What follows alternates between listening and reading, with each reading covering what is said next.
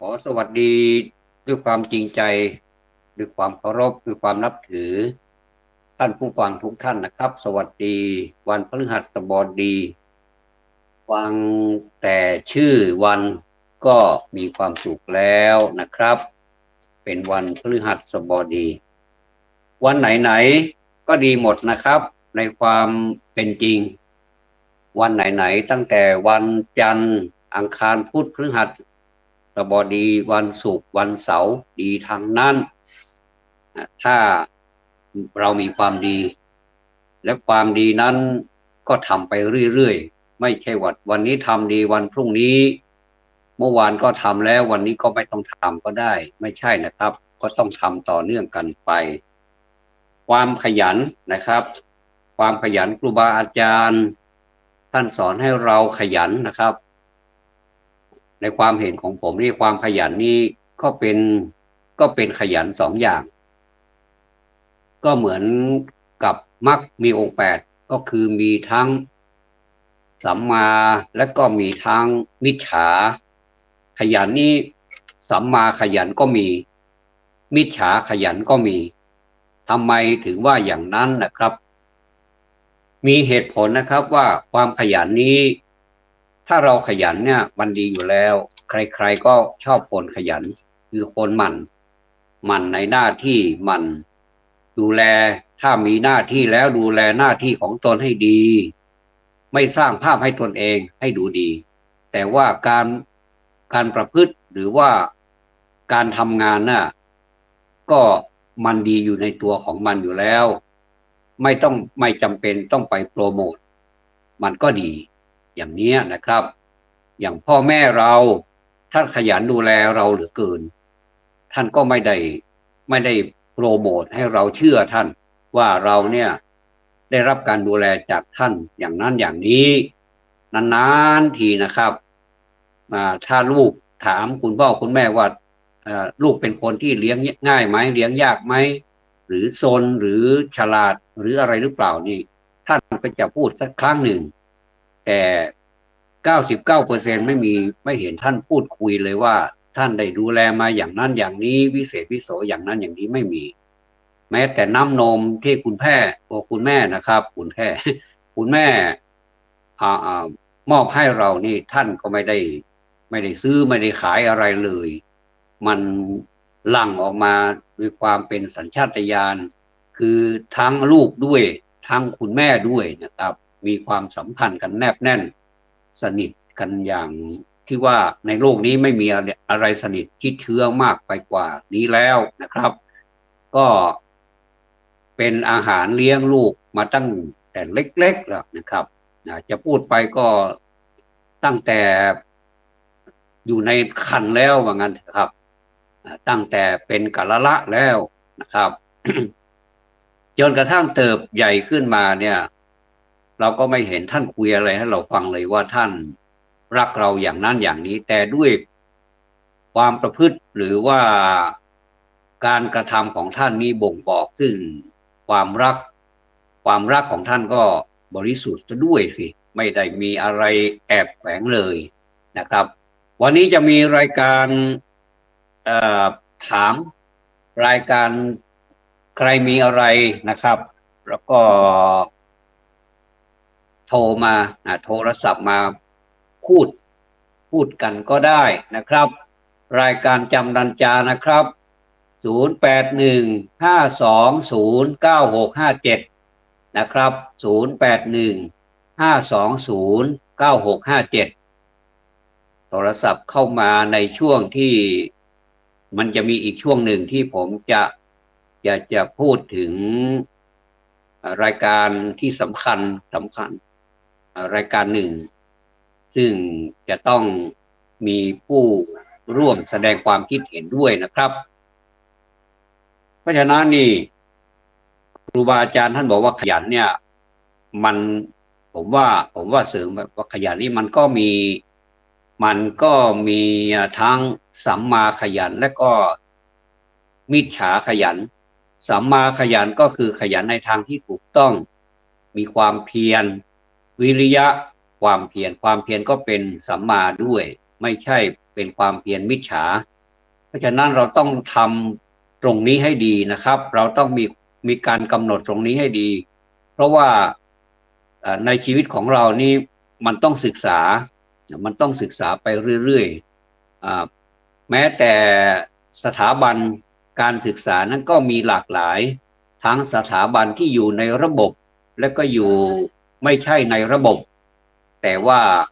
จุดหมายปลายทางก็คือการเรียนรู้เรียนนะครับเรียนเพื่อรู้ไม่ใช่เรียนไปเพื่ออะไรไม่ใช่เรียนไปตามระบบแล้วก็ไม่ได้ใช้อะไรนี่มันก็เสียดายนะครับบางท่านมีความรู้แน่นเหลือเกินแต่ว่าไม่ได้ใช้อะไรเลยก็น่าเสียดายเหมือนกันนะเพราะฉะนั้นทำไมถึงเรียกว่าสัมมาขยันสัมมาขยันก็คือขยันในสิ่งที่ถูกต้องขยันหมั่นเพียรในสิ่งที่ท่านบอกว่าเป็นความถูกต้องทั้งในแง่ของวิชาการก็ดีในแง่ของอะไรต่างๆมันถูกต้องไปหมดนะครับทั้งระเบียบทั้งกฎหมายทั้งอะไรต่างๆอย่างเช่นนะครับผมยกตัวอย่างนะครับผมยกตัวอย่างเช่นการสวดมนต์ทำวัดนะครับการสวดมนต์ทำวัดเช้านี่ก็มีข้อสังเกตเพราะว่าอย่างที่พูดแล้วนะครับว่าการศึกษาก็คือการสังเกตถ้าเราไม่สังเกตเราไม่เรียนรู้เราไม่ทำความเข้าใจนะครับโกรธอย่าได้โกรธนะครับอย่าได้โกรธกันถ้าเป็นโกรธในทางที่ดี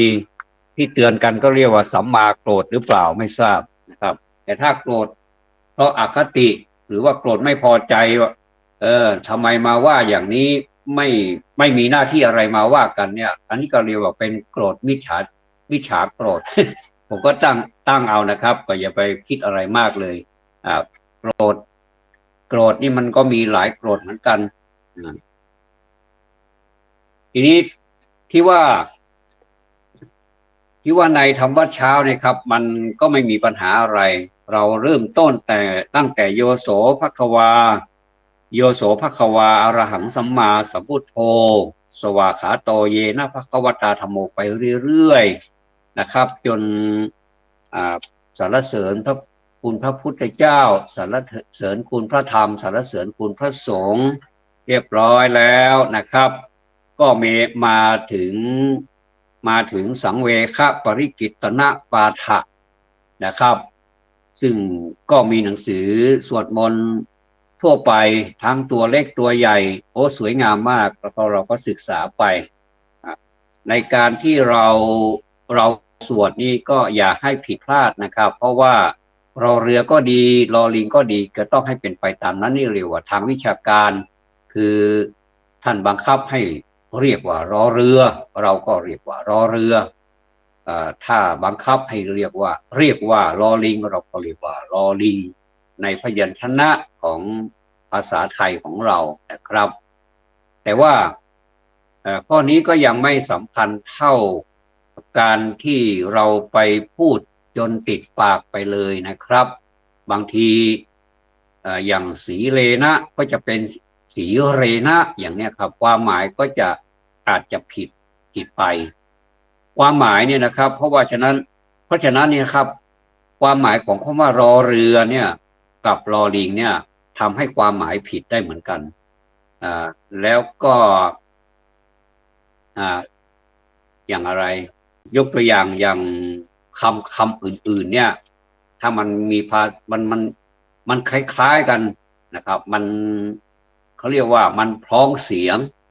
แต่ว่ามันไม่พ้องรูปก็คือ เหมือนแต่เสียงแต่ว่าไม่ ไม่ใช่ความหมายไม่ใช่นะครับสังเวคปริกิตนปาฐะแล้วเราก็สวดไปอิทัตถาคโตโลเกอุปนโนอรหังสัมมาสัมพุทโธธัมโมจะเทสิโตนิยานิโกอุปสัมมิโกไปเรื่อยๆแล้วก็อันนี้ก็เหมือนกันนะครับทีฆะกับรัสสะนี่ก็เหมือนกันถ้าท่านสวดว่า อุนะครับอสระอุอุปสะนิโกถ้าเราไปว่าอุปสานิโกก็ผิดเหมือนกันหรือว่าอุปาสะนิโกก็ผิดเพราะฉะนั้นนี่ถ้าว่าเรามองไปตามตัวอักษรเนี่ยการดูอักษรเนี่ยให้มันเป็นความถูกต้องนี่อันนี้เป็นความสำคัญที่สุดในการสวดมนต์เพราะว่าในการทำวัดเนี่ยนะครับถ้าเราเออถ้าเราสวดผิดมันก็ความหมายมันก็ผิดไปด้วยแล้วเราผมผมผมเกรงอย่างหนึ่งก็คือเกรงว่าเราจะเป็นบาปเพราะว่าเราไปบิดเบือนคำพูดโดยที่มันไม่ได้ตั้งใจบิดเบือนบทสวดเนี่ยทำให้ความหมายนี่มันเปลี่ยนไปนะครับอุปสมิโกเนี่ยนะครับซึ่งมันมีความหมายของมันนี่โอ้โหมันมันสุดยอดจริงๆนะครับเพราะว่าเราแปลจากภาษาบาลีเนี่ยมาเป็นภาษาไทยเนี่ยนะครับซึ่งมันก็จะต้องสังเกตจะต้องเรียนรู้อีกอะนะครับจะต้องเรียนรู้ถามว่าเราจะต้องเรียนรู้ลึกขนาดไหนเดี๋ยวนี้มันมีอะไรที่เป็นอุปกรณ์ในการส่งเสริมให้เราเรียนรู้ภาษาบาลีเนี่ยนะครับโดยที่ว่าเราไม่ต้องไปสู่ระบบก็ได้อย่างที่ว่านะครับการเรียนรู้ก็มีทั้งในระบบการศึกษานี่นะครับแล้วก็มีทั้งนอกระบบด้วยนะครับในเมื่อมันอวยให้เรานะครับมันในเมื่อมันมีความสะดวกต่อการศึกษาของเราเนี่ยเราก็โอ้สบายมากเลยนะครับแล้วก็ททำตามนั้นเลยนะครับก็คือเราตัวภาษาบาลีเนี่ยแต่ละตัวเนี่ยมาหัดแปลกันซึ่งการแปลเนี่ยนะครับผมผมเองเนี่ยผมมีความเชื่อแน่เลยนะครับว่าถ้าเราแปลได้เนี่ยเราก็จะรู้สึกว่าเรามีความหมายแล้วก็เราก็เพิ่มพูนความรู้แต่เดิมของเราเนี่ยเพียงแต่เราแต่เดิมเนี่ยก็รู้แต่ภาษาบาลีแต่ว่าภาษาบาลีนี้เราก็ยังไม่แน่ใจว่าเราสวดหรือว่าเปล่งวาจาออกไปเนี่ยมันถูกหรือเปล่าเราก็ยังไม่แน่ใจไม่มีใครจะไปยืนยันได้เลยว่าการสวดแต่ละครั้งเนี่ยการทำวัดแต่ละครั้งเนี่ยเราทำถูกต้องไหมนะครับอันนี้ผมไม่ได้ว่าใครดีหรือไม่ดีนะครับผมไปฟังทำวัดนะครับทำวัดเช้าทำวัดเช้าทำวัดเย็นแล้วก็สวดมนต์นะครับสวดเจริญพุทธมนต์นะจากวัดธรรมมงคลนะครับก็คือเป็นที่ตั้งนะเป็นที่ก่อกำเนิดของสถาบันพลังจิตานุภาพนี่นะครับอันนี้ถ้าใครสังเกตดูนะครับว่าท่านจะสวดตรงเลยตรงกับอักษรคือปะก็เป็นปะไม่ใช่ปับไม่ใช่ปาไม่ใช่อะไรนะครับปีก็เป็นปีไม่ใช่ปีนะครับก็คือจะว่ากันไปตามตามอักษรเลยนะครับก็เลยว่าถ้าตัวอย่างมันดีที่ไหนเนี่ยไม่ว่าจะเป็นอะไรเราก็สามารถที่จะมาพูดให้กันฟังได้อันนี้ลองท่านลองไปเสิร์ชดูนะครับว่าการทำวัดนะครับของวัดธรรมมงคลเนี่ยหรือว่าสำนักอื่นเนี่ยถ้าทำวัดถูกต้องเป็นไปตามภาษาบาลีที่กำหนดเนี่ยก็ถือว่าถูกต้องเป็นสัมมาธรรมวัดเหมือนกันธรรมวัดก็เป็นสัมมาก็คือเป็นธรรมะที่การทำวัดที่ถูกต้องไม่ใช่มิจฉาธรรมธรรมวัดนะครับก็คือธรรมะก็คือการสวดมนต์หรือว่าทำวัดไม่ถูกต้องนะครับเราก็แต่ที่ผมเอามาพูดนี้มันมีนัยสำคัญว่าไปได้ยินจากหลายที่นะครับว่าไม่ได้สนใจว่าอันนี้เป็นบทสวดของภิกษุโดยตรงถ้าเป็นของภิกษุโดยตรงเราก็เว้นนะครับซึ่งท่านก็ระบุไว้ในหนังสือสวดมนต์หนังสือธรรมวัดนั่นเหมือนกันนะครับอย่างเช่นว่าจิระปรินิพพุตัมปิตังอันนี้เป็นท้ายๆของธรรมวัดเช้านะครับจิระปรินิพพุตัมปิตังภควันตังอุทิศะ อรหันตังสัมมาสัมพุทธังนะครับอรหันต์นี่ก็เหมือนกันนะครับบางทีก็อาราหังเป็นอาไม่ถูกบางทีก็เป็นอาราหังก็ไม่ถูกอีกต้องเป็นอาระหังสัมมาให้มันถูกต้องนะครับให้มันถูกต้องเนี่ยแล้วก็ต่อไปก็คือศรัทธาอาคารสมาอนัคคาริยังอนัคคาริยังนะครับปัพพคิตาตัสมิงภควติพรหมจริยังจารามะนะครับไม่ใช่จารามะนะครับจารามะอันนี้เป็นของพระภิกษุสงฆ์โดยตรงนะครับภิกษุสามเณรสามารถสวดได้ตรงนี้แต่คฤหัสถ์ท่านจะหมายเหตุไว้ไม่ให้สวดทำไมไม่ให้สวดเพราะว่าคำแปลมันไม่ใช่ของคฤหัสถ์เป็นคำแปลของพระนั่นเองนะครับก็ไม่ได้มีอะไรมากมาย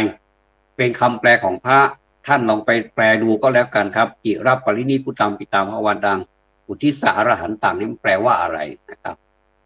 ก็อันนี้มันแปลว่าจะบวชเพื่อถวายเป็นพุทธบูชาแล้วก็จะปฏิบัติในฐานะเป็นบรรพชิตแล้วก็ไม่มีบ้านเรือนเป็นที่อาศัยไม่ไปเกี่ยวข้องกับเรือนอย่างเนี้ยอันนี้ถ้าเราไปแปลแล้วเราก็รู้สึกว่าเอ๊ะทำไมเราเป็นคฤหัสถ์ไม่ไปเกี่ยวข้องกับเรือนมันก็ไม่ตรงกันแล้วนะครับความหมายมันก็ผิดเพี้ยนไปเพราะฉะนั้นนี่อย่างที่ว่ามาเป็นประโยคเมื่อสักครู่นี้จิรปรินิพุตังปิตังเป็นต้นมาจนถึงจารามะเนี่ยนะครับ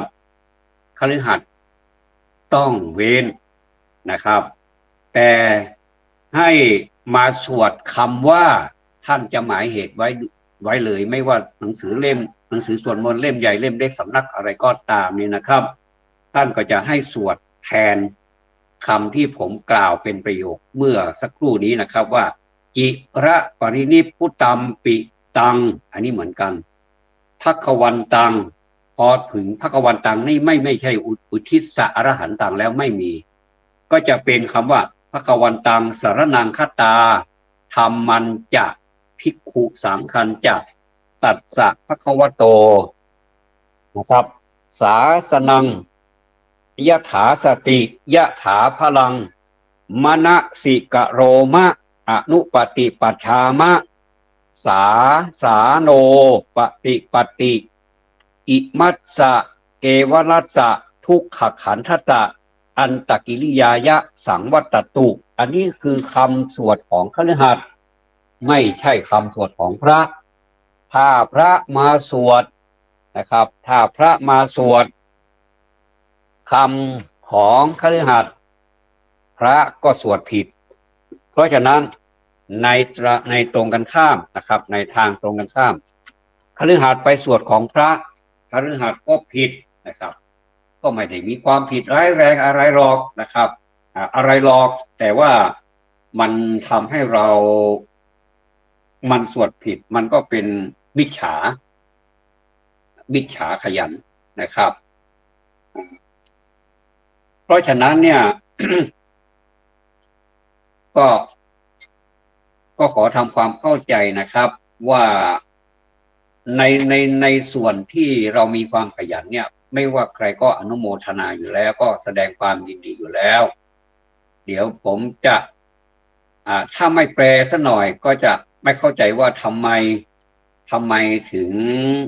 งไม่ให้สวดนะครับนี่นะจิรปรินิพุตัมปิตังภควันตังอุทิศะอรหันตังสัมมาสัมพุทธังแปลว่าเราทั้งหลายนะครับเราทั้งหลายอุทิศเฉพาะพระผู้มีพระภาคเจ้าผู้ไกลจากกิเลส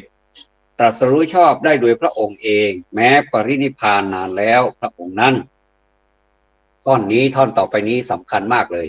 ศรัทธาอาคารัสมาอนาคาริยังปัพพชิตาเป็นผู้มีศรัทธาออกบวชจากเรือนไม่เกี่ยวข้องด้วยเรือนแล้วเราเป็นคฤหัสถ์ไม่ได้เกี่ยวข้องกับบทสวดนี้เลยนะครับแล้วก็ต่อมาตัสมิงภควติพรหมจริยังจารามะประพฤติอยู่ซึ่งพรหมจรรย์ ในพระผู้มีพระภาคเจ้าพระองค์นั้นภิกขุนังสิกขาสาชีวสมาปนาถึงพร้อมด้วยสิกขาและธรรมเป็นเครื่องเลี้ยงชีวิตของภิกษุทั้งหลายนะครับตังโนพรหมจริยังอิมัสสะเกวลัสสะทุกขขันทัสสะอันตกิริยายะสังวัตตุขอให้พรหมจรรย์ของเราทั้งหลายนั้นจงเป็นไปเพื่อการทำที่สุดแห่งกองทุกข์ทั้งสิ้นนี้เทินนะครับและก็มีอีก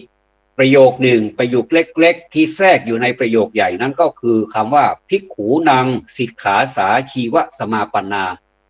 อันนี้ถึงพร้อมด้วยสิกขาและธรรมเป็นเครื่องเลี้ยงชีวิตของภิกษุทั้งหลายประโยคนี้นะครับภิกขุนังสิกขาสาชีวสมาปนาเนี่ยสามเณรก็สวดไม่ได้นะครับอันนี้เป็นประโยคเล็กที่แทรกอยู่ในประโยคใหญ่ตรงนี้เราจะต้องศึกษาให้ดีนะครับท่านมีให้พร้อมหมดแล้วว่าคฤหัสถ์สวดอย่างไรสามเณรควรจะเว้นตรงไหนนะครับพอมาถึงตรงนี้แล้วสามเณรเงียบเลยนะครับถ้าเป็นสามเณรก็ว่าสามเณรานังสิกขาสาชีวสมาปนาถึงพร้อมด้วยสิกขาและธรรมเป็นเครื่องเลี้ยงชีวิตของสามเณรทั้งหลายก็คือให้เป็นไปตามบาลีที่ท่านแปลเอาไว้ก็อันนี้ก็เป็นวิชาการที่ผมว่าแต่ต้นนะครับเพราะฉะนั้นนี่ผมก็อนุโมทนาด้วยนะผมไม่ได้ยินหลายๆที่เนี่ยก็ทำวัดกันขยันกันผมก็พอได้ยินเสียงทำวัดแล้วมันมีเหมือนมีมนต์เสน่ห์มีความสุขนะครับทั้งที่เราไม่ได้ไปทำด้วยไม่ได้ไปสวดด้วยแต่พอได้ยินแล้วเรามีอันนี้เป็นส่วนตัวนะครับไม่ทราบว่าท่านอื่นจะเป็นหรือเปล่าก็ไม่ทราบนะครับ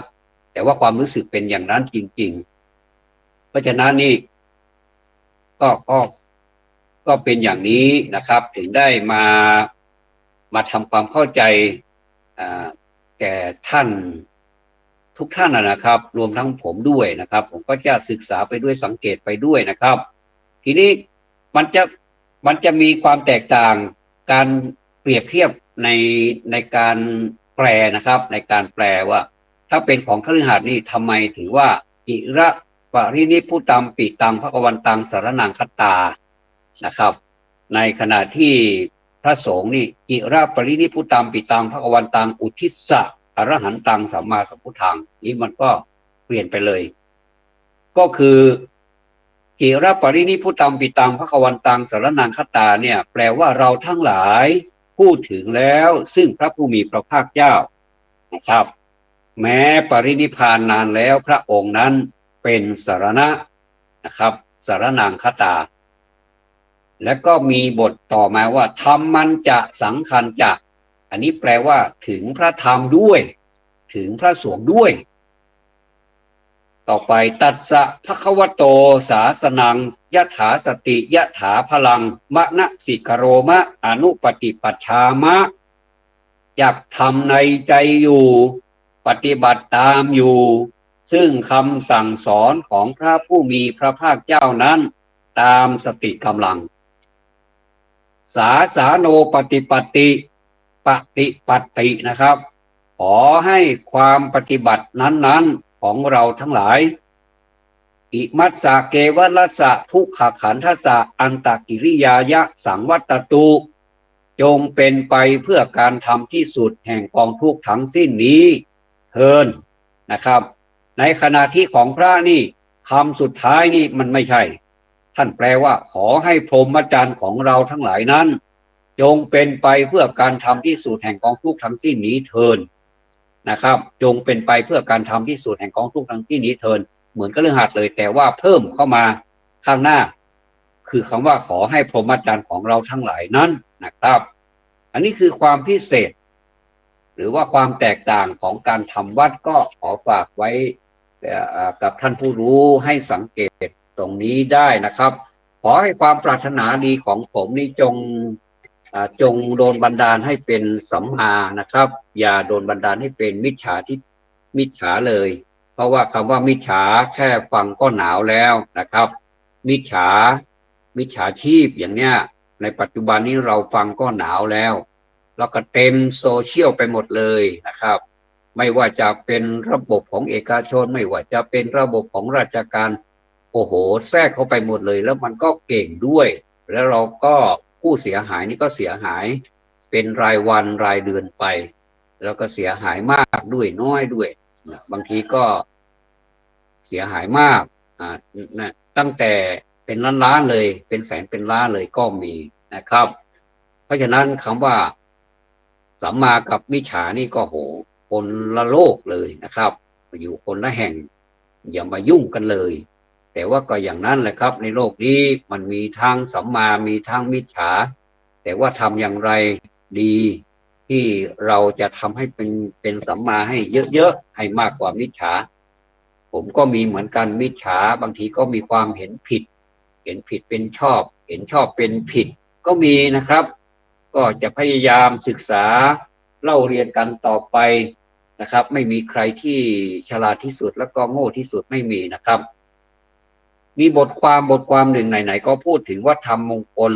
นะครับวัฒนธรรมมงคลนี้อยู่ที่ไหนบางท่านอาจจะงงว่ามันอยู่ที่ไหนทำไมไม่บอกสถานที่นะก็วัฒนธรรมมงคลนี่อยู่ในเขตพระโขนงกรุงเทพมหานครนะครับเป็นที่ตั้งของสถาบันพลังจิตานุภาพซึ่งขณะนี้ก็ทั่วประเทศก็เปิดครูสอนสมาธิสอนหลักสูตรสมาธินะครับรุ่นที่50รุ่นมุทุตานะครับรุ่นมุทุตาก็คือรุ่นอ่อนโยนนะครับแปลว่าอ่อนโยนมุทุตามุทิตาก็แปลเหมือนกันแต่ว่าหลวงพ่อท่านนิยมคำว่ามุทุตามุทุตาเราก็มุทุตาก็มีความหมายเหมือนกันก็ใช้คำว่ามุทุตาเป็นภาษาบาลีว่าปัญญาสโมก็คือ50นะครับมีอาจารย์ขออนุญาตนะครับอาจารย์ขออนุญาตกล่าวชื่อจริงของท่านเลยนะอาจารย์สนิทนะครับซึ่งเป็นอาจารย์สอนพลังจิตานุภาพครูสมาธิท่านหนึ่งนะครับท่านสอนดีนะครับและท่านก็ส่งไลน์เข้ามานะครับไลน์กลุ่มนะหลวงพ่อสมเด็จพระยานวชิโรดมหลวงพ่อวิริยังศิรินทโรผู้ก่อตั้งสถาบันเนี่ยท่านได้กล่าวไว้ว่าการเป็นคนดีเนี่ยไม่ใช่อยู่ที่ความหล่อหรือสวยไม่ใช่อยู่ที่ความร่ำรวยหรือว่ายากจนนะครับมันอยู่ที่การฝึกฝนให้เป็นคนดีมีศีลธรรมนะครับอันนี้ก็ใช่นะครับถ้าเราสังเกตดูเราก็ไปเปรียบเทียบว่าความหล่อหรือว่าความดีเนี่ยมันเป็นส่วนประกอบของการทำความดีเท่านั้นเองมันไม่ใช่เป็นตัวหลักของการเป็นคนดีนะอย่าไปเข้าใจผิดเป็นมิจฉานะครับขอให้เข้าใจถูกว่า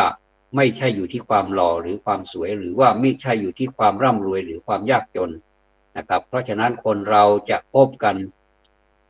ก็ต้องดูกันที่การประพฤติอยู่ที่ความเห็นผิดหรือเห็นชอบถ้าเห็นผิดมากไปเขา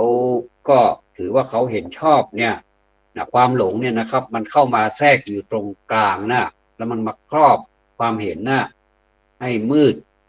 หรือว่าให้เป็นเทาๆไม่เห็นเป็นแสงสว่างที่สว่างสวัยอะไรนี่ไม่มีนะครับมันมีแต่ความมืดมัวใจไม่ดีนะครับไม่สงบไม่สว่างไม่แจ่มใสว่างั้นเถอะนะครับเราก็สามารถที่จะกำจัดความเห็นนี้ได้ด้วยการดำเนินไปตามสัมมาพูดถึงว่ารุ่น50ของการเรียนครูสมาธินี่วัดอรัญญวิเวกนี่ก็กำลังจะเปิดอยู่วันเสาร์ที่จะถึงนี้ก็จะมีการเรียนการสอนกันเป็นปฐมนิเทศผ่านไปแล้วตั้งแต่วันที่10กันยายนที่ผ่านมานี้นะครับโดยส่วนกลางถ่ายทอดมานะครับแล้วก็มีการมอบตัวเป็นศิษย์หลวงพ่อวิริยังนะครับก็วัดอรัญญวิเวกนี่ก็เป็นวัดหนึ่งที่อยู่ในอำเภอแม่แตงตำบลอิฐศิลป์อำเภอแม่แตงถ้าท่านเดินทางมาจากในเมืองเชียงใหม่ท่านจะเดินทางมาแล้วก็ผ่านอำเภออยู่ด้านซ้ายแล้วก็มีสะพานแม่น้ำแตง นะครับแม่น้ำแม่แตงแล้วก็ไปอีกหน่อยหนึ่งก็เป็นเทศบาลตำบลสันมหาพลก็อยู่ด้านขวามือไปอีกหน่อยก็จะเป็นแยกเข้าเขื่อนแม่งัดแม่งัดเขื่อนแม่งัดสมบูรณ์ชน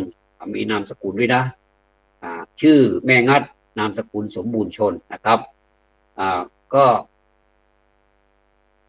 เลี้ยวขวาเข้าไปเลยมันจะเป็นแยกไฟแดงเป็น3แยกไฟแดงนะครับเลี้ยวขวาเข้าไปเลยตรงเข้าไปแล้วก็จะผ่านสถานที่ราชการเอาเป็นว่าโรงพยาบาลแม่แตงก็แล้วกันนะครับโรงพยาบาลแม่แตงท่านจะไปได้อีกหน่อยหนึ่งก็จะเข้าไปสู่เขตของเทศบาลเมืองแกนนะครับด้านซ้ายก็จะเป็นสนามแข่งขันกีฬาใหญ่เลยนะครับด้านซ้ายมือไปอีกหน่อยหนึ่งขวามือก็จะเป็นป้ายเข้าไปวัดอรัญญวิเวกนะครับว่าเป็นป้ายที่หลวงปู่เปลี่ยนปัญญาปฏิโปท่านจำพรรษาอยู่จนท่านละสังขารนะครับตรงนั้นแหละครับเป็นที่ตั้งของโรงเรียนหรือว่าเป็นที่ตั้งของสถาบันสาขาที่286นะครับก็ไปเรียนได้ตอนนี้ก็ยังทันอยู่นะครับก็จะให้เวลาเดือนหนึ่งหลังจากเรียนไปแล้วเนี่ยเดือนหนึ่งใครเข้าไปทีหลังเนี่ยก็ถือว่าเป็นสิทธิ์ที่เพิ่มเข้าไปได้นะครับขอประชาสัมพันธ์ให้ทราบนะครับขอบพระคุณครับและขออนุโมทนาทุกท่านที่ช่วยกันประชาสัมพันธ์นะครับแล้วทีนี้เราก็มาพูดถึงเอาละตอนนี้ก็เป็นครึ่งชั่วโมงแล้วครึ่งชั่วโมงกว่าผมจะเปลี่ยนเวอร์ชั่นแล้วนะครับเปลี่ยนเวอร์ชั่นเป็นการพูดทั่วไปนะครับว่าเมื่อก่อนนี้เรามีอะไรที่มันเป็นเอกลักษณ์เรามีอะไรดีหลายอย่างนะครับอันนี้อย่างทิชชู่พูดถึงทิชชู่อันนี้เราพูดเป็นกลางๆนะไม่ได้ว่าให้ใครทั้งนั้นแหละว่าทำไมมันเป็นอย่างนี้ชีวิตและทำไมธรรมชาติสิ่งแวดล้อมต่างๆทำไมมันถึงได้เพิ่มภาระให้แก่มนุษย์ให้แก่สิ่งแวดล้อมในโลกนี้มากมายจนไม่น่าเชื่อถึงขนาดนี้ครับเพราะว่าอะไรเพราะว่ามันเปลี่ยนแปลงการเปลี่ยนแปลงนี้มันเปลี่ยนแปลงไปในทางที่ไม่ค่อยดีเท่าไหร่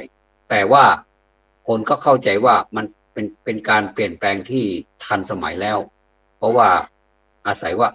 สมัยก่อนกับสมัยนี้ไม่เหมือนกันก็จะพูดแค่นั้นแต่ว่าไม่ได้ลงลึกไปว่าทำไมมันถึงเป็นอย่างนี้เราจะให้เป็นเหมือนเก่าได้ไหมอย่างนี้ไม่มีใครค่อยพูดกันแล้วผมก็ไม่ค่อยเห็นการวิทยานิพนธ์หรือว่าการวิจัยอะไรต่างๆที่เกี่ยวกับสิ่งนี้เป็นจริงเป็นจังมากนักเนี่ยนะครับส่วนมากก็จะถากไปหรือว่าผ่านไปแค่นั้นเองว่าสิ่งแวดล้อมไม่ดีเพราะว่ามนุษย์สร้างมลภาวะอะไรมากมายแต่ว่าสาเหตุของมันเนี่ยที่มันไม่ดีนี่มันมาจากอะไรเราสามารถแก้ได้ไหมอย่างเงี้ยนะครับผมก็เลยมาพูดถึงทิชชู่ทำไมพูดถึงทิชชู่มันไม่มีประโยชน์หรือก็ไม่ใช่มีประโยชน์มากมายเลยนะครับบางทีเรารับประทานอาหารก็คือกินข้าวนี่แหละเราก็ต้องใช้ทิชชู่แล้วมาเปรียบเทียบดูสิครับว่าเมื่อก่อนนี้คนกินข้าวคนเช็ดมือคนใช้บริการใช้ผ้าเช็ดหน้าผ้าเช็ดมือเรามีพร้อมแล้วข้อดีของผ้าเช็ดมือสมัยก่อนเนี่ยเอาพูดถึงข้อดีก่อนข้อดีนะครับก็คือเวลาที่มันสกปรกเราก็ไปสามารถที่จะไปซักได้ซักแล้วให้มันสะอาดได้แล้วก็ตากแดดหรือว่าทำยังไงก็ได้เดี๋ยวมันก็แห้งแล้วก็มาเช็ดใหม่เพราะเป็นอย่างนี้นะครับผ้าเช็ดมือผ้าผืนนั้นน่ะหรือว่าผ้าเช็ดหน้าผืนเนี่ยมันจะยับมันจะยุ่ยมันจะเสียหายไปเลยจนใช้ไม่ได้เนี่ยนานนะบางทีหลายปีนะครับกว่าจะนั่นน่ะกว่ามันจะเสียเนี่ยนะครับกว่ามันจะเสื่อมสภาพเนี่ยแต่ว่าทิชชู่นี่ที่เราใช้เนี่ยเป็นกระดาษเนี่ยคือมันใช้ครั้งเดียวแล้วก็เช็ดครั้งเดียวแล้วก็ทิ้งไปเลยเราไปทิ้งไหนล่ะครับทิ้งลงในขยะแล้วก็ดูเหมือนว่าเราจะสะอาดแล้วเนี่ยครับเพราะว่าพ้นจากตัวเราไปแล้วใช่ไหม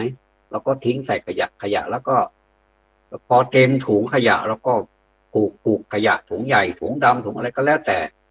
รถเทศบาลผ่านมาก็รถเทศบาลรถเก็บขยะเขาก็เอ เอาขึ้นรถไปแล้วเพื่อไปทำลายหรือว่าไปสู่บ่อขยะแล้วไปสู่บ่อขยะมันก็เกี่ยวข้องกับเราอีกนั่นแหละนะครับเพราะว่ามันเพิ่มภาระให้กับโลกนี้มันก็หนักเข้าไปอีกเพราะฉะนั้นทิชชู่นี่ผมยกตัวอย่างนะเป็นตัวอย่างแค่นั้นเองแล้วก็ถ้าจะพูดให้มันแรงๆหน่อยหรือว่าพูดให้มันเข้าใจกว่านี้หน่อยก็คือผลิตทิชชู่มาเพื่อทำลายผ้าเช็ดมือกับเพื่อทำลายผ้าเช็ดหน้าจริงหรือเปล่าท่านไปท่านถ้าท่านมีความเห็นอย่างไรท่านก็สามารถที่จะโทรเข้ามาตามเบอร์โทรศัพท์ที่ผมแนะนำไปตั้งแต่ต้นนะครับ0815209657นะครับอีกครั้งหนึ่งช้าๆนะครับ0815209657จดทันไหมครับถ้าทันแล้วมีโทรศัพท์ใช้โทรศัพท์ของท่านโทรเข้าไปตามเบอร์นี้รายการจำนำจากตอนนี้เป็นช่วงแสดงความคิดเห็นนะครับผมก็พูดไปเรื่อยๆถ้าท่านคิดได้อย่างไรแล้วท่านก็สามารถที่จะแชร์ความคิดของท่านได้ขอบพระคุณนะครับทีนี้มาถึงการศึกษาอีกการศึกษาอุปกรณ์การศึกษาเขาก็ส่งลิควิดมาฆ่ายางลบในอดีตเนี่ยเราใช้ยางลบดินสอนี้ท่านสังเกตดูขนาดนี้ก็ยังมียางลบที่อยู่ปลายดินสอเนี่ยนะครับก็มีเป็นแบบนุ่มบ้างมีเป็นแบบแข็งบ้างนะครับท่านลองลบดูนะครับบางทีเป็นแบบแข็งนี่ลบดีก็มีนะครับลบและกระดาษไม่ดำบางชนิดดินสอบางชนิดบางยี่ห้อก็เขาเป็นดินสอก็จะผลิตดินสอด้วยแต่ว่าเวลาเหลาก็แตกหักหมดเลยยุ่ยหมดเลยเหลาก็ไม่เป็นดินสอเป็นดินอะไรก็ไม่รู้นะครับแล้วก็ยางลบก็ไม่ดีด้วยนะครับยางลบก็แข็งบางทีก็อ่อนแต่ว่าเวลาลบไปแล้วดำเหลือเกินอันนี้ก็เป็นอะไรก็ไม่รู้ที่มนุษย์สร้างขึ้นมาเพื่อทำลายกันเองผมก็ไม่ทราบนะครับอันนี้ก็จะเป็นสัมมากับมิจฉานั่นเองนะครับเอาอย่างนี้ก็แล้วกันนี่เป็นเวทีแสดงความคิดเห็นก็แล้วกันนะครับไม่มีใครถูกไม่มีใครผิดแต่ว่าเราทำให้มันถูกต้องมากยิ่งขึ้นเป็นสัมมาไม่ใช่พูดไปให้มันเป็นมิจฉาไปเรื่อยๆอย่างนี้ผมว่าส่วนตัวผมรำคาญจริงๆนะครับผมพูดจริงๆตรงๆไว้เลยนะครับตรงประเด็นไม่ต้องแปลรำคาญนะครับการพูดอะไรซ้ำๆแล้วก็เป็นมิจฉาอยู่เรื่อยๆนะผมรำคาญครับท่านอื่นรำคาญหรือเปล่าก็แล้วแต่ท่านนะครับยางลบส่งไอ้เนี่ยถูกลิควิดเปเปอร์เนี่ยไม่ว่าจะเป็นยี่ห้ออะไรก็ตามเนี่ยลักษณะเป็นรูปลักษณะสวยงามอะไรก็ตามเนี่ยใช้ทีเดียวเนี่ยก่อนจะใช้ก็เขย่าแกลกอันนี้ผมเอาเป็นเสียงจริงๆเลยแกลกแล้วก็เปิดฝาจุกแล้วก็ลิควิดก็จะเป็นสีขาวรู้แล้วว่าตรงนี้มันผิดแน่นอนนะครับรู้แล้วก็ข้อเสียของ liquid paper เนี่ยนะครับบางทีถ้าเราลบไปบางๆเนี่ยเราก็ลบไปประมาณแล้วก็เขียนแล้วก็บางคนก็เขียนบางๆด้วยเขียนไม่หนาเท่าไหร่นะครับมันก็ไม่สามารถที่จะนั่นได้บางทีก็นานไปยังไม่ทันเท่าไหร่เลยนะครับปากกาที่เราเขียนแทนที่มันผิดที่เราใช้ลิควิดแต้มนะตรงนั้นน่ะมันก็จางไปแล้วในที่สุดมันก็ข้อความเดิมมันก็ออกมาและสมมติว่าถ้าเป็นข้อสอบคุณเป็นคนตรวจข้อสอบเขาเนี่ยก็ลำบากใจเหมือนกันว่าเขาจะเอาอันไหนกันแน่พอดีไอ้ที่เราแก้คำผิดแล้วมันลบไปแล้วเลยไม่รู้ว่าเขาแก้คำผิดว่าอะไรก็เลยถือว่าตรงนี้ผิดคะแนนที่ควรจะได้10ก็ไม่ได้ละครับอาจจะได้0ไปเลยก็ได้นะครับหรือว่าอาจจะได้น้อยลงไปอันนี้เสียดายโอกาสมากๆเลยแทนที่เขาตอบถูกต้องมากที่สุดเลยนะครับในนั้นน่ะก็แทนที่จะได้8ได้9หรือว่าได้5เป็นอย่างน้อยนี่ไม่ได้แล้วนะครับได้0ไปเลยนะครับเป็นไข่ต้มไปเลยเนี่ยอันนี้ก็ไม่ยุติธรรมกับคนที่สอบนะเพราะอะไรเพราะลิขิตเป็นเหตุนะครับ ยางลบนี่สมัยก่อนนี่เราใช้ยางลบถ้าเป็นดินสอก็ใช้ยางลบของดินสอเป็นอีกประเภทหนึ่งถ้าเป็นยางลบปากกาก็เป็นอีกประเภทหนึ่งมันจะมีหลายรูปลักษณะเป็นกลมๆก็มีเป็นแท่งก็มีอะไรยางลบนะครับส่วนมากจะเป็นกลมๆนะมาสมัยนี้ถ้าเป็นพิมพ์เป็นพิมพ์ดีดก็ใช้ยางลบของพิมพ์ดีดนะครับแล้วก็เป็นสมัยไปเนี่ยนะครับถ้าเป็นคอมพิวเตอร์ก็ก็ลบไปหมดเลยก็ลบไปหมดเลยมันจะมีลบอยู่ที่ขวามือนะครับจะเป็นกากบาทลบเราไม่ใช้แล้วเราก็ยกเลิกไปเลยหรือว่ายกเลิกข้อความเราก็ยกเลิกไปเลยทั้งกระบวนการเลยแล้วก็มาทำข้อความใหม่อย่างนี้นะครับอันนี้เขาเรียกว่าส่งลิควิดมาทำลายโดยไม่ได้ตั้งใจมนุษย์ไม่ได้ตั้งใจแต่ว่าเพื่อให้มันอำนวยความสะดวกแก่มนุษย์มากขึ้นจนเดี๋ยวนี้นะครับร้านค้าก็ยังมีอยู่ร้านค้าขายของอะไรเครื่องเขียนเนี่ยก็ยังมีอยู่ผมก็ยังเห็นอยู่ยางลบปากกายางลบดินสอผมก็ใช้อยู่นะครับไม่ใช่โบราณเกินไปนักแต่ว่ามันก็ยังใช้ประโยชน์ได้อยู่ผมก็มีทั้งยางลบดินสอยางลบปากกานะครับลิควิดก็มีก็เป็นร่วมสมัยแต่ถ้ามันเราเขียนไปมันก็ไม่แรงนักอะไรนี่มันสามารถที่จะใช้ยางลบปากกาเนี่ยสมมติในกรณีที่ใช้ปากกาเขียนเราก็ค่อยๆลบไปแล้วก็เขียนใหม่อันนี้มันจะไม่มีปัญหาเหมือนกับลิควิดนะครับสรุปแล้วทั้งยางลบปากกายางลบดินสอยางลบที่ใช้คำว่าลิควิดมันก็ดีทางนั้นแต่มันจะใช้แล้วมันจะดีขนาดไหนเท่านั้นเองเหมือนกับทิชชู่กับผ้าผ้าเช็ดหน้าผ้าเช็ดมือนะครับมันดีอย่างไรทิชชู่นี้มันดีแล้วมันทิ้งไปไม่ต้องเป็นภาระไม่ต้องมาทิ้งละเกะละกะเรี่ยราดที่บ้านแต่ว่ามันไปเรี่ยราดในถุงขยะแล้วก็รถขนขยะนำไปเรี่ยราดต่อที่อื่นก็คือตามหลักวิชาการก็คือไปทิ้งในบ่อขยะซึ่งนับวันจะมากขึ้นทุกทีเราผ่านแถวนั้นก็จะได้กลิ่นชุยๆมาไม่ว่าจะเป็นในเขตเทศบาลอบตก็ตามนี่ถ้าเราเข้าไปนั้นเวลารถขยะเข้าไปแล้วเราก็จะเกิดความรู้สึกว่ากลิ่นหอมเหลือเกินเนี่ยมันไม่สามารถที่จะหลีกเลี่ยงได้ทุกคนก็สูดเอาไปคนละเล็กคนละน้อยก็แล้วกันนะครับอันนี้คือเป็นประโยชน์บางทีคำพูดอาจจะแรงไปหน่อยแต่ถ้าเราไม่พูดเราก็รู้สึกว่าเราจะเป็นเรียกว่าเป็นความเคยชินไปเราก็เลยไม่พูดไม่มีใครพูดกันนะครับต่อไปผมก็จะขอเปลี่ยนเป็นภาษาล้านนาเป็นภาษาเมืองเรานะครับไปได้ยินนะครับไปได้ยินคนเปิ้นสนทนากันในวงเครื่องดื่มผมว่าเป็นเครื่องดื่มมาอย่างนะครับอาจจะเป็นน้ำเปล่าก็ได้แต่ว่าสนทนากันนะครับเข้าคอกันคือเป็นเพื่อนเป็นฝูงกันก็ไปปะกันเมินเตื้อหรือว่าเมินสลวดก็คือนานๆทีแล้วนานมาทุกวันเลยเนี่ยนะครับเมินสลวดเพื่อนก็อู้กันแล้วผมก็เลยรับกับเอาความอู้มาก็ขออนุญาตเด้อกินเหล้ามันไหวแล้วอันนี้อู้ถึงเหล้าคนนะกินเหล้าบอกว่าผมมันเป็นนั้นประเภทเครื่องเบนซินนี่ไม่ใช่ดีเซลเครื่องเบนซินนี่มันเผาผลาญจ้า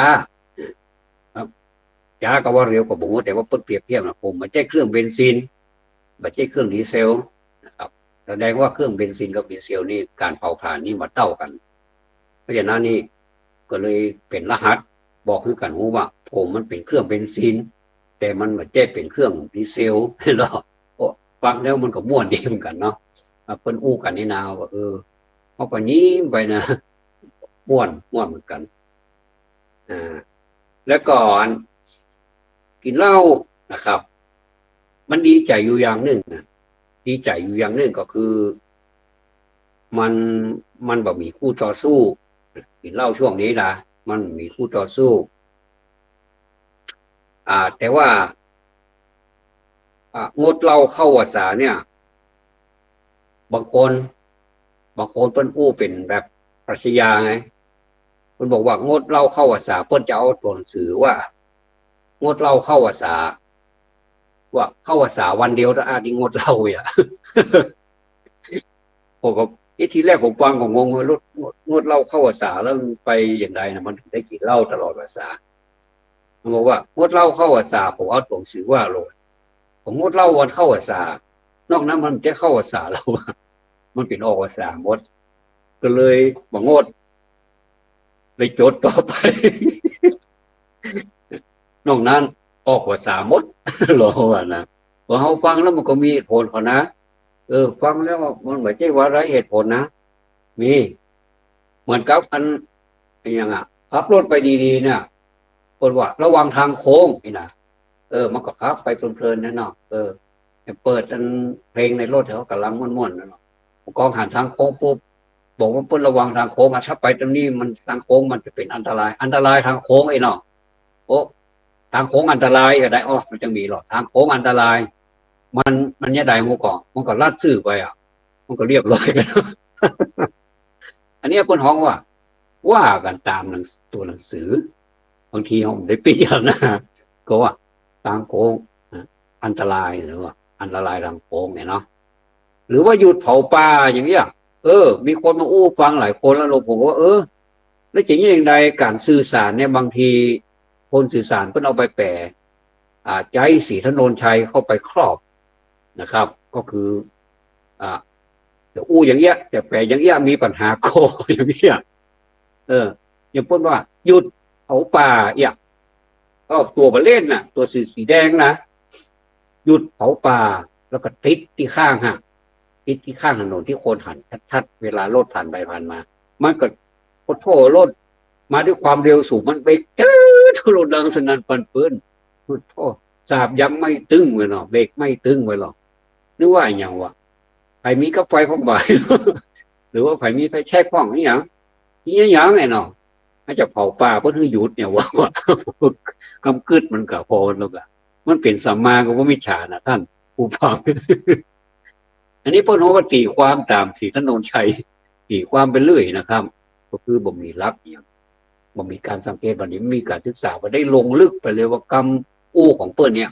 มันคือมันหมายความว่าอย่างนี้นะครับนะเอ่อแล้วก็การการซื้อกับข้าวนี่นะบางทีมันก็ไม่ใช่ว่ากับข้าวอย่างเดียวนะมันเอาไปแกล้มเหล้าก็มีนะซื้อกับข้าวกับเบียร์อย่างอันนี้ก็แล้วแต่เด้อเรื่องว่ากันเนาะสตางค์กับสตางค์คูณน่ะสตางค์อ้ายมันจะสตางค์ผมเนาะมันก็แต่อู้ถึงว่ามันอู้กันม่วนอะไรวะซื้อเนี่ยได้3 อย่างโอ้ยเนาะถามว่าได้อย่างได้3 อย่างไอ้ได้ประโยชน์3 อย่างก็เนี่ยฟังไว้เลยเหรอกิโลท่ออย่างเปิ้นสอนในห้องเรียนเลยเนาะประโยชน์ที่1ก็คือเอาไปกับข้าวที่หรอนะเขาก็การดีใจโยงกันเลยต่อไปนี่จะดีด้วยเนาะเอออันที่2อันอย่างอันอู้แรกฟังอยู่เนี่ยเอากับเหล้านั่นด้านที่3เนาะกับเบียร์ว่ามันเป็นอย่างถ้าอย่าลำมันเป็นนักเกเนาะ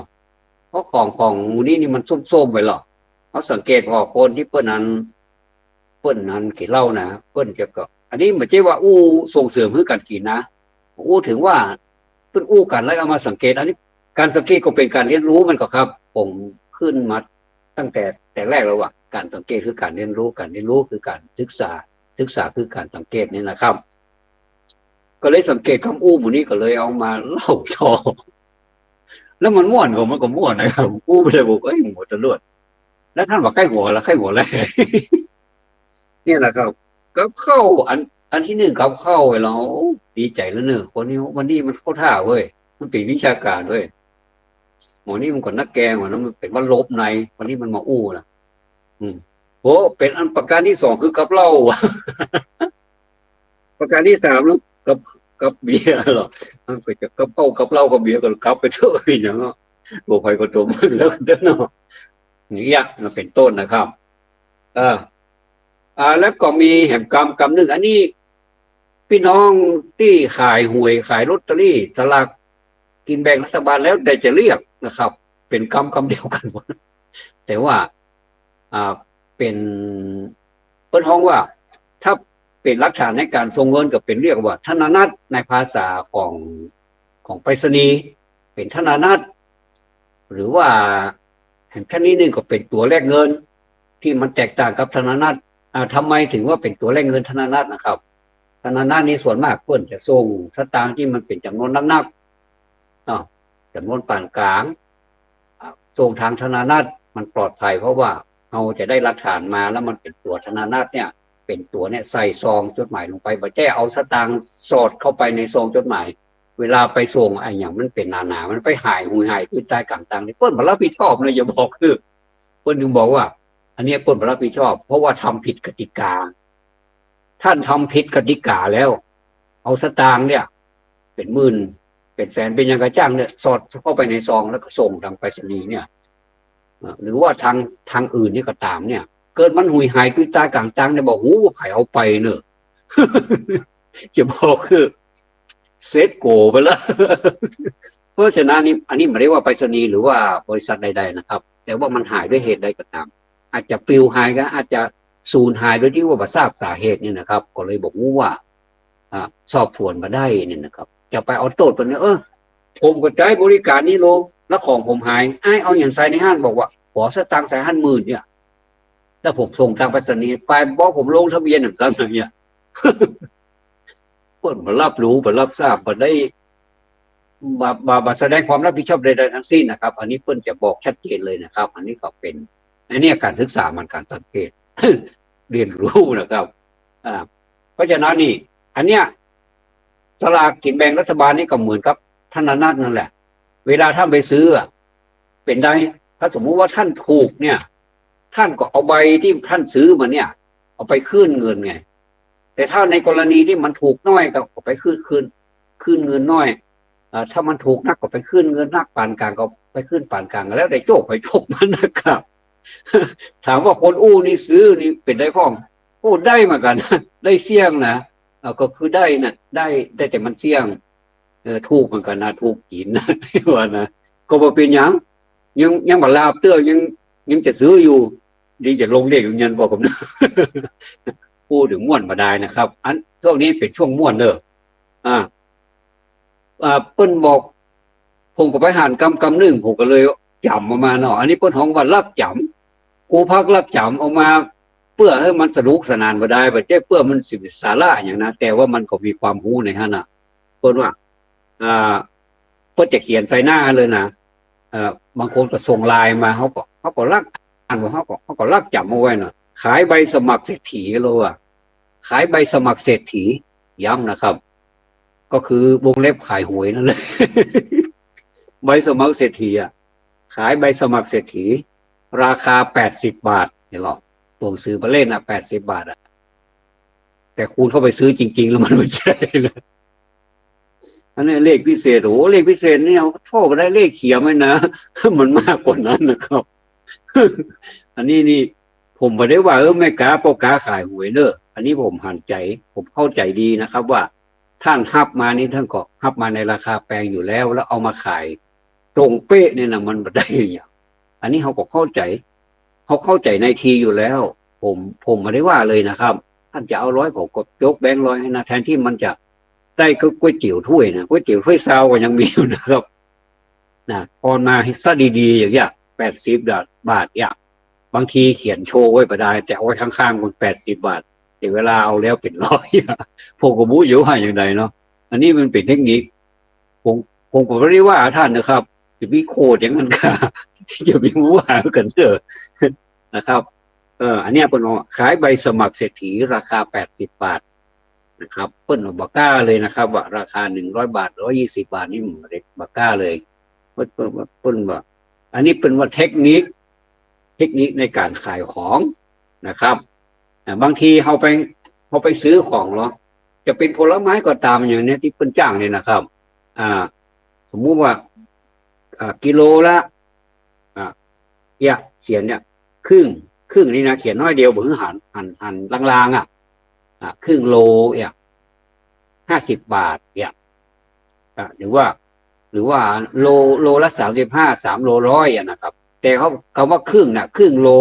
30 บาทเนี่ยถ้าเต็มโลมาถึง60ละ50 บาทเนี่ยสองครึ่งเนี่ยก็จะเป็น50 บาทบัตรเป็น60ละครึ่งโล30เนี่ยแต่เพิ่นเขียนน้อยเดียวเขาก็เลยบอกว่าความหมายมันคือโลหรือว่าครึ่งโลนี่นะครับ อันนี้ก็เป็นเทคนิคอันนี้เป็นมิจฉาเทคนิคเลยเนี่ยวันนี้ตัวใดเขียนชัดๆไปเลย ถ้าคนมันเปิงใจซื้ออย่างผมเปิงใจน้อยนาเนี่ยผมชอบกินมันนอแน่นี่นาหรือว่าอันอย่างนั้นเป็นผลไม้เนี่ยผมชอบกินเกือบทุกชนิดนะครับตั้งใจซื้อแล้วก็ขับรถมาเดียวโอ้มันเลยมันละถอยรถมาอยู่เอาอยู่นะครับตรงเนี้ยอย่าไปทำเลยนะครับพอดีเลยแต่ถ้าในกรณีที่ขายใบสมัครเศรษฐีนี่ผมว่านี่มันเป็นปัญญาดีนะเพราะว่าใบสมัครตัวน้อยๆนะมันต้องลงรายละเอียดอย่างนักนะครับลงรายละเอียดทั้งหลังนะว่ากองซื้อมาแล้วนะลงชื่อทั้งหลังอย่าโทรศัพท์อย่าชัดๆเนอะจะไปเขียนกำกวงมาก็เดียวมันจะเป็นปัญหาเวลามันถูกรางวัลที่1เนี่ยแล้วมันพัดตกไปที่อื่นเนี่ยชื่อเขาก็มีห้าเนี่ยแล้วเพิ่นจะโทรศัพท์มาเนี่ยคุณไปเขียนภาษาอย่างหมูชัดเจนเนี่ยดีบดีเขารู้เราไปนะเสือนะอยู่บอกเพราะฉะนั้นนี่เขียนชื่อนามสกุลนะเขียนชื่อนามสกุลที่มันเป็นชื่อนามสกุลที่มันแบบอ่านได้เขียนชัดๆนะเขียนบรรจงชัดๆและตัวโทรศัพท์นี่ก็เขียนให้มันชัดๆอย่างผมเนี่ย0897668297อย่างเงี้ยหรือว่า0815209657วันนี้มีใครโทรมาสักคนอยู่คนเดียว เป็นอย่างนะครับก็เป็นแหมยามหนึ่งที่ผมใช้เทคนิคนะครับเพื่อความบันเทิงหรือว่าเพื่อความรู้ของท่านผู้ฟังต่ออันบันไดนะครับโอกาสหน้าถ้าท่านจะโทรมาใหม่ก็มาเป็นอย่างนะครับท่านก็สามารถโทรมาได้เนอะมามาจากันอันนี้ผมยังค้างแหมหลายอย่างอยู่เช่นการนึ่งข้าวสมัยก่อนนึ่งอย่างไรการนึ่งข้าวสมัยนี้นึ่งอย่างไรนะครับวันนี้ก็ขอบคุณทุกท่านที่ติดตามรับฟังกันขอความสุขความสวัสดีจงมีแด่ท่านผู้ฟังทุกท่านธรรมะสวัสดีครับ